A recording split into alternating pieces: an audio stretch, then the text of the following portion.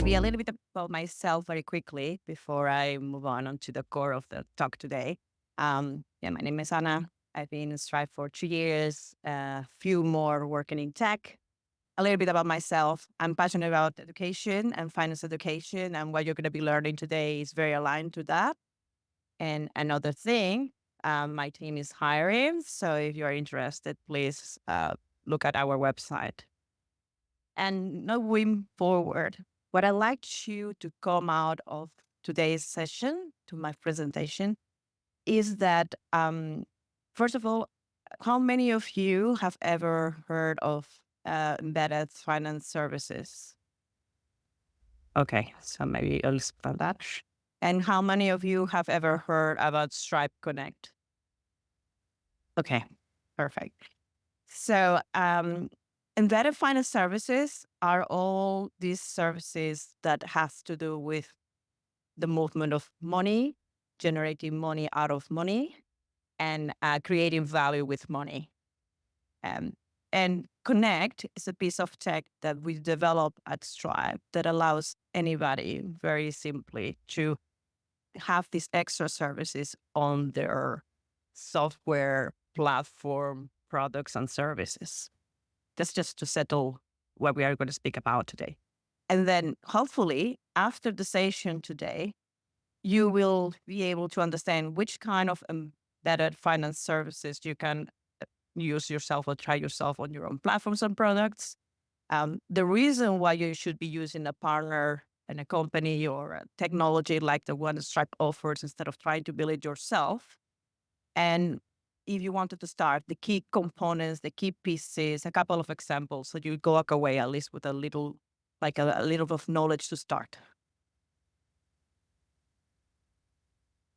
So, how normally companies start adopting embedded services? It tends to start in this area on understanding how to evolve into a marketplace or a SaaS with financial services. Most of the companies start by simply offering payments through their software, through their platform. That's actually that it's like the first step, how they start understanding how they operate with payments and money on behalf of somebody else. When they get comfortable, they move onto an area where they are growing their business and they might actually want to expand internationally or expand to other use cases. And they expand the product. And further down the line, they start observing that payments okay, but what if we try to bring storage of funds or capital? So offering loans through our software. Or, I mean, I can tell here, like issuing, what if there's any use case for our customers where having virtual cards or physical cards would make sense. So they started looking into this and they built on top of the foundations that they built with the technology that have adopted with us.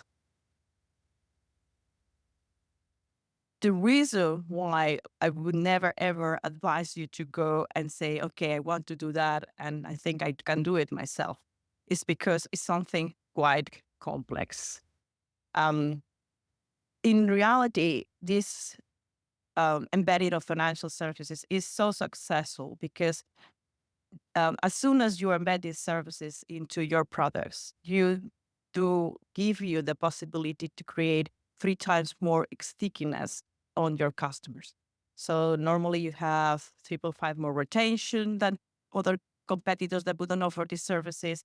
And we see that the companies that adopt them, they have clearly like around 6 times more revenue the first year when they adopt them.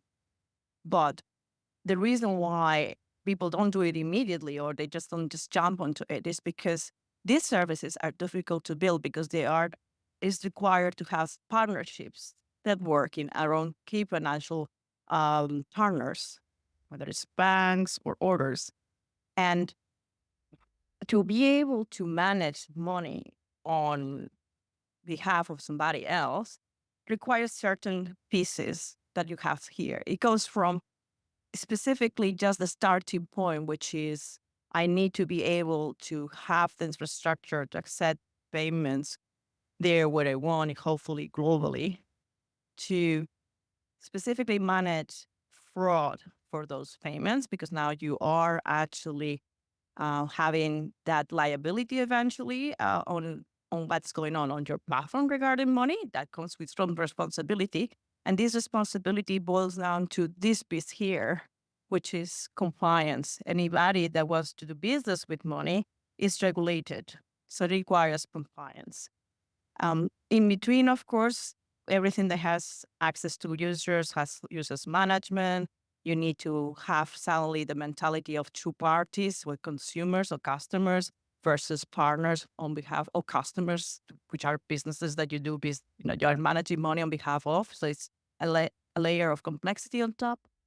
And the last part is, okay, I have all these that I have to take care of, plus I need to embed these on the flows and operations of my company, plus the software that I am building. So once you've done all that, the people have to receive the money too. So your partners that you are managing the money on behalf of, they will have to receive the payouts. So all these pieces require specific technology, and all these pieces also require specific knowledge and agreements.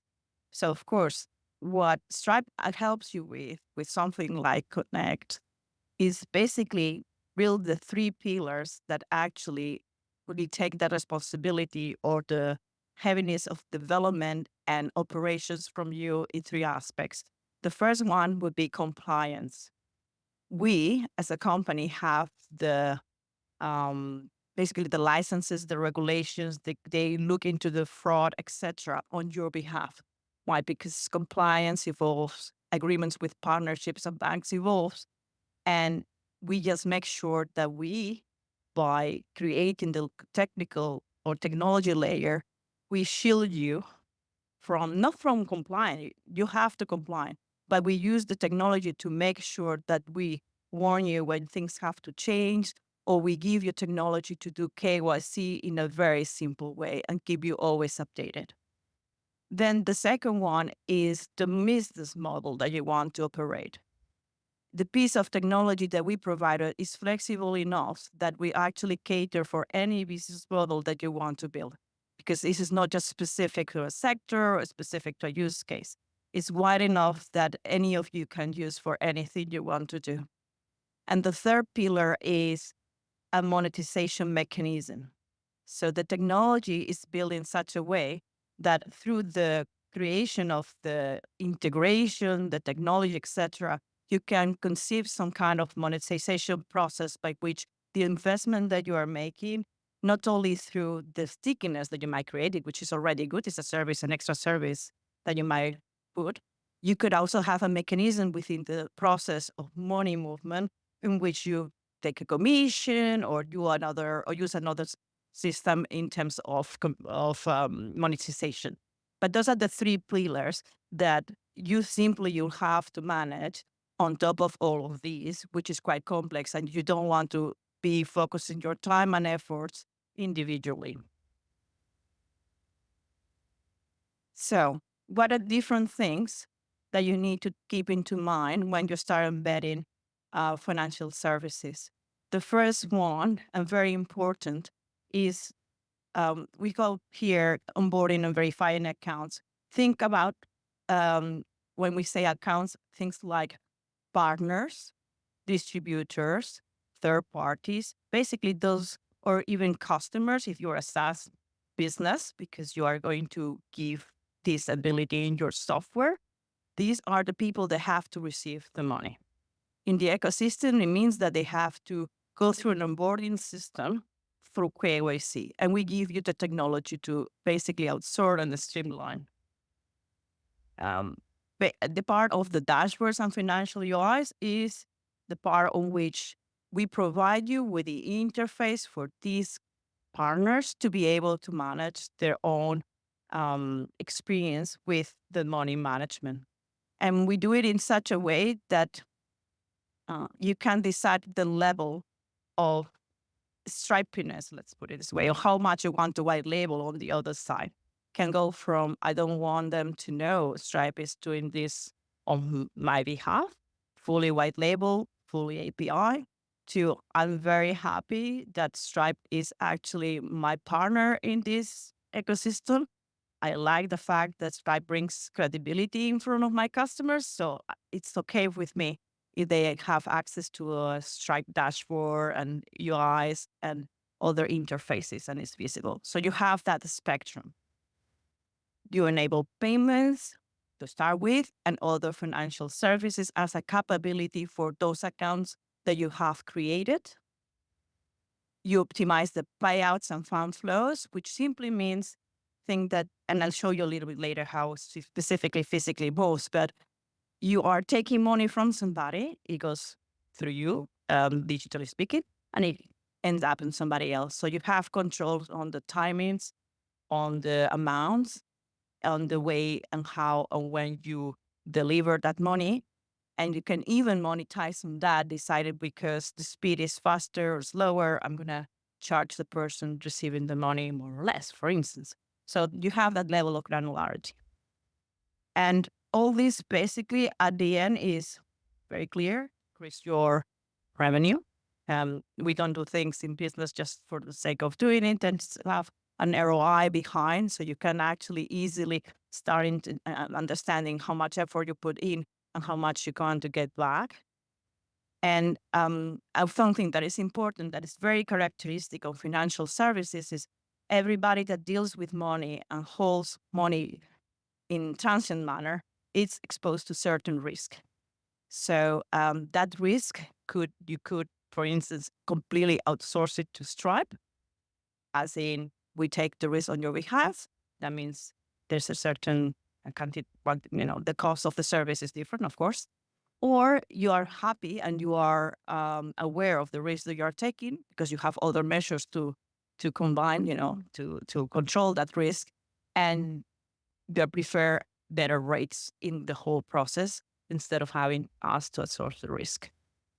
And when I'm talking about risk here, it's risk in the financial service mentality. It is about a business going, like one of your providers going out of business, or yourselves going out of business in between a certain cycle of payments, for instance. So this is what we are talking about here, about how you actually are part out of this ecosystem, and you now have to take this into consideration. I didn't say this at the beginning, but if you have any questions, you can raise your hand and ask me anything you want. Okay? So far, so good? Yeah? Okay. So this is more in a kind of visual way how things actually operate. This is a diagram. I'm a solutions architect. I love diagrams. So you have the buyer, and this is for a very simple payments use case. We're going to start with the vanilla simple start. Your buyer will basically, in this case, in the way I've done it, you are acting as a platform. And this could be in different ways the flows, but this is a simple one. It's a platform. You're aggregating the money, and at some point, this has to go to either account if you're making out of money from the platform structure, or definitely if you're doing this in behalf of a third party, like in a marketplace scenario, to your seller business. The money goes these ways and then ends up in the bank account. So what I was saying about the timing is these steps, okay, you can have control on all of them. And you can decide how, when, amounts you want to disperse. The different players are you as a business, the platform, and then the different sellers, partners I was mentioning, who are the accounts you're going to have to onboard, and the KYC on. Okay. Any questions? Yes. What's the currency? Yes. So, very good question. So the question is, does this work in a multi-currency environment? So actually we have each of these players is a legal entity, as such is hosted or it lives in a country. The buyer, the platform, and the different sellers. There's no, in theory, there's no restriction on this where this could be. So the buyer can be in the States, the platform can be in the UK, and the seller might be in Europe. Why not? That's a common scenario, actually.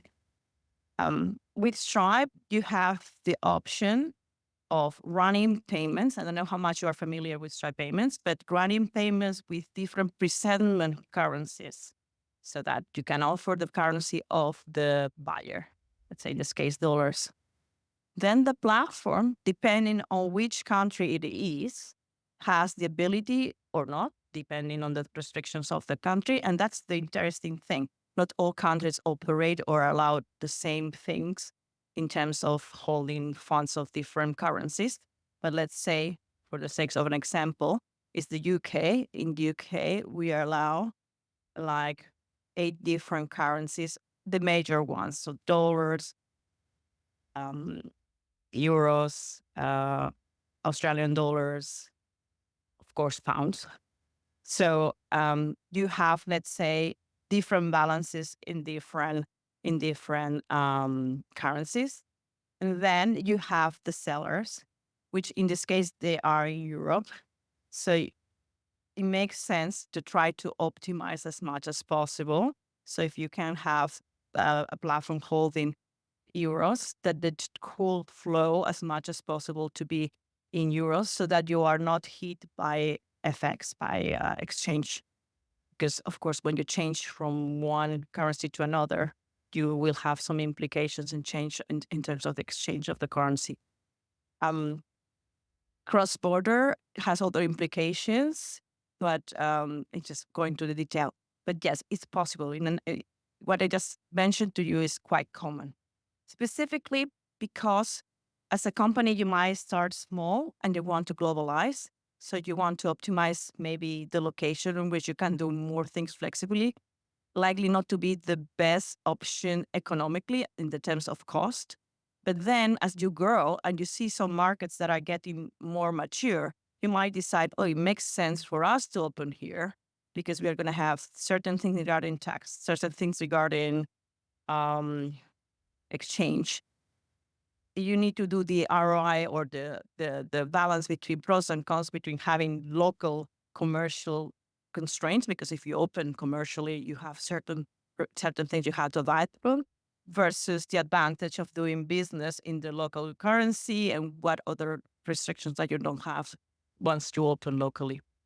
And I guess most of you know us because we do card payments. That's how we started. We do local payment methods that you kind of could create and present onto the buyers. So basically present them and make them feel they are buying in their country, despite the fact that your platform is not in their country. However, from the card perspective, and just for cards, the optimal situation is to have your platform in the place where they are located, your customers, and do everything what's called local settlement.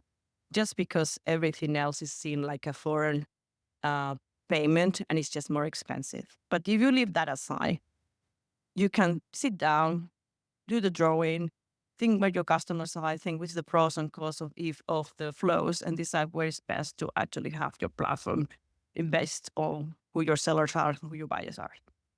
That's what my recommendation would be. All right. And how many of you um, have a Stripe account? Okay, not many. Okay. So I'm gonna show you one. Let me see if I manage. Can't believe I'm so blind. Anyway, let's go. So this is how. So one thing, to open a Stripe account is completely free. You open one, it doesn't have. You don't have to onboard as a company. You can just start using it as a in test mode. I'm gonna be pinging you that you should activate. But the truth is that you can use it as a developer on test modes without problem. And all the scenarios that I'm going to talk to you today, you're going to see them on test. So you can just play with it, simulate, see how it works. If you already know a little bit of payments, that's a kind of a prerequisite. You would also know where to go when you do payments, transactions, and so on. I'm going to jump onto the part where I've already done the payments. I know how a payment works. How do I actually enable payments for a third party? So on behalf of somebody else. For that, you want to go to here to where it says connect. Okay. If it opens, there it goes. This account is a test account. It has been used. It has a lot of things.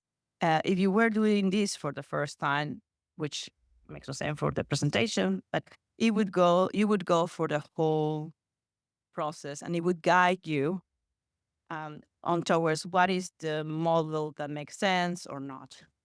I'll tell you a little bit later what it means, because depending on the integration, you will be modeling different commercial relationships between yourself, Stripe, and the connected accounts. And it's important to have a prior understanding, or have done a little bit of research on how you want it to operate and see if you can actually map it out. And we try to help you with a little bit of a guide here. At that stage, we would guide you to the kind of documentation, where to go for the kind of information that you require. But the next step would be to create the connected accounts. And what you would do is you could do that with the API, by the way. But if you want to do it manually, that's fine to test. You would create in here. And what's that? Here. And the first thing it will ask you to do is analyze what kind of connected account, kind of relationship you want to build with this connected account. And it has certain characteristics. I will go into this more detail later, but fundamentally, this builds out a flow that ends up on an onboarding that goes to a KYC that you can send in a link to your party, to your partner, etc., that will fill with the data we require to allow them to use payments through Connect. The idea here is that you can offload the responsibility of gathering that information to us through this interaction that we have with the partner. Okay. So once they finished with that onboarding flow, they will end up being one of these accounts that, depending, I mean, one of mine say restricted because they're tests and don't fill with data. But generally, what you would have is something like a complete or enable, which means they've added all the information, they're ready to go. So this is just the operational side.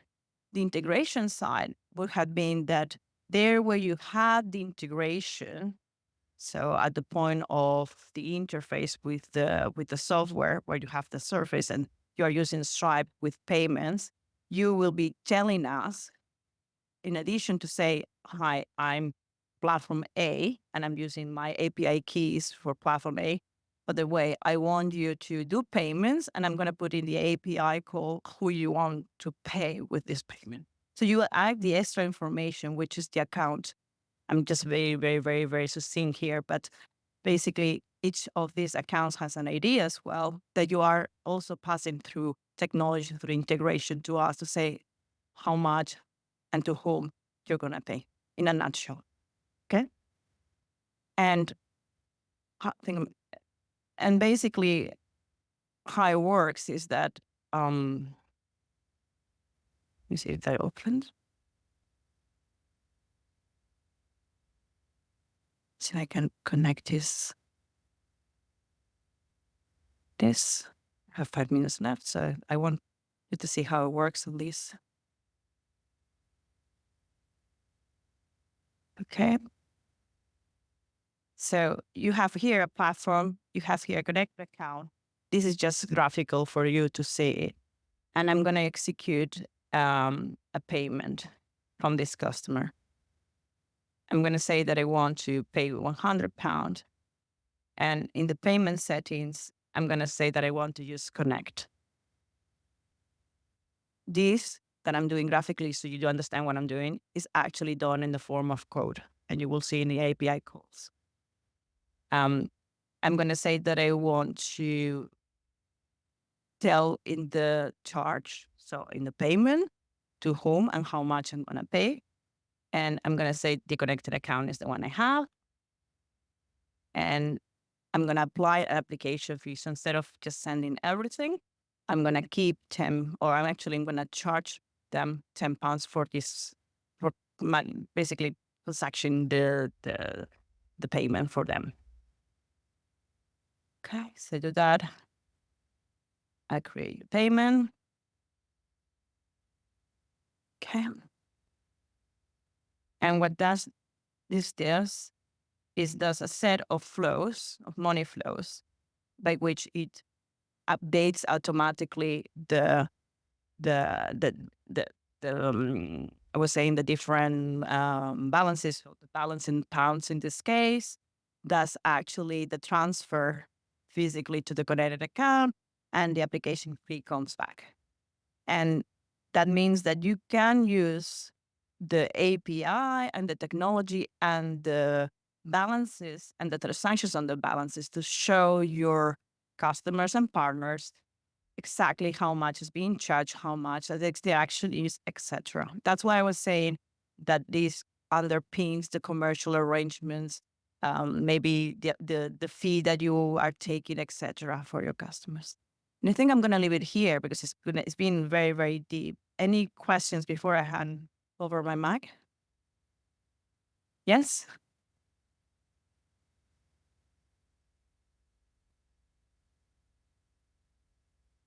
Okay. So there's an piece here which is missing. Here is a bank. So this is everything flowing within a Stripe.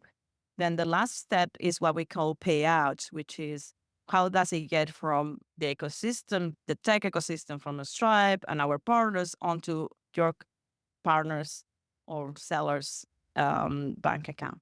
That delay, it's based on the Rails use and the setup of the platform. Normally, it would be in the UK 3 days if it's not problematic.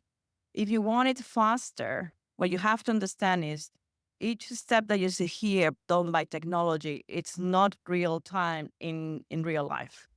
It's specifically for cards, the settlement times.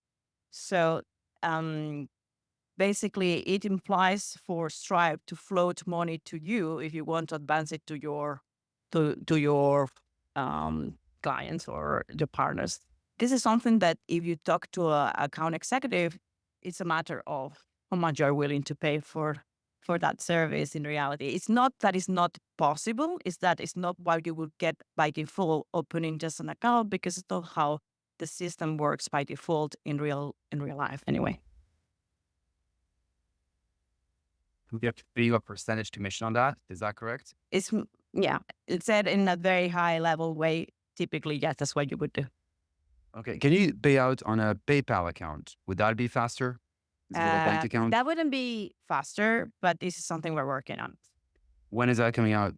Do you know? And do you know? I don't. It is very, very important for markets like this. Well, the States we don't have, but and then Germany. But I have no idea. You called me off guard because this was not a big problem. I would have actually looked into it if I knew, but I don't know. But I know it's coming. It's in the roadmap within 6 months for sure. Otherwise, we wouldn't even speak about it. Okay. Yeah.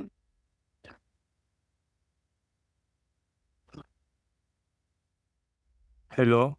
I wanted to ask about the accounts resellers. So the resellers, can they create accounts under our Stripe by using our platform via API? What I mean, without any manual intervention. Yes. Yes, they can.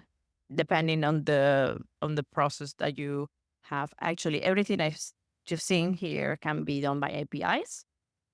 Not a confirm that. But here already the accounts are created. But I mean, there's reseller existing in the system. So, but you say already that the reseller can create an account under my platform. When it becomes a reseller, automatically we can in the backend create an account and approve it directly under Stripe, our Stripe. I think I don't follow your question. Sorry. You mean that themselves they are becoming a platform? Yes, let's say we have a platform where service as a provider platform. So software as a service platform. where the reseller can create their own applications like a marketplace. Right. So they will actually create their own applications under our platform, but see. we will use Stripe in our platform. So when they create Yeah. their It's reseller what we account, call Connect. That's not actually supported by regulation because to do it, in order to do that with the keys that you have, you would need to overtake as a SaaS provider that you are doing the third, like the keys of the third account and through your software. And we don't support that like that. Nothing prevents you from creating the software as a SaaS and having them create the software as individuals that have the right to connect and then build them independently from there. So technically you can do it. You cannot do it through Connect because you cannot connect on Connect on Connect. no, Just- I was asking about the creation of the reseller account. When they create their reseller account for selling their application, Yeah, let's say. yeah. I understand. But what I'm saying is, in the way we are set up, there's only one seller. You cannot be a seller and a buyer of the full ecosystem. I'm not sure if so. Anyway, I think I recommend that we take it offline, and I'll explain to you exactly. You can all chat to Hannah afterwards, of course. We've got time for one more question, I would say. Yes. Yeah. Hi there. Maybe a silly question, but can this be applied to like subscriptions and payments that are broken into like installments? Completely. Yeah. I mean, you can do recurrent payments as well. Yeah. Thank you.